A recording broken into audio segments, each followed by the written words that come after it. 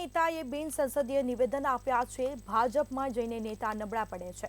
આ વિષય પર અમિત શાહે જાહેર નિવેદન કર્યા છે। ભાજપને 6000 કરોડના બોન્ડ મળ્યા। કાળા નાણાંને દૂર કરવા માટે બોન્ડ લાવવામાં આવ્યું હતું। સુપ્રીમ કોર્ટના નિર્ણય અનુસાર ચૂંટણી પંચે તે અનુસાર કામ કરે છે। કોંગ્રેસના ઉમેદવાર ચૂંટણી લડવા જાહેર કરવા છતાં લડવા તૈયાર નથી। કોંગ્રેસ પાર્ટી પોસ્ટર યુદ્ધ કરવા માંગે તો લોકશાહીમાં મતદારોનો કન્ફ્યુઝ કરવા માંગે છે।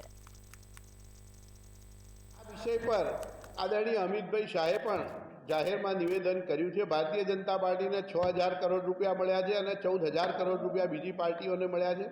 આ ઉપરાંત જ્યારે પણ આ પાર્લામેન્ટમાં આ ઇલેક્ટ્રલ બોન્ડનો વિષય હતો અને જે પાસ થયો ત્યારે તમામ પાર્ટીઓ હાજર હતી અને ભારતીય જનતા પાર્ટીની સરકારે ઇલેક્ટ્રલ સિસ્ટમમાં જે ચૂંટણી વ્યવસ્થામાં પારદર્શકતા આવે અને ચૂંટણીમાં જે વ્યાપકપણે કાળા નાણાંની જરૂરિયાત અને કાળા નાણાંનો ઉપયોગ થતો હતો તે દૂર કરવા માટે આને એક સારી વ્યવસ્થા કરવાનો પ્રયત્ન કર્યો હતો।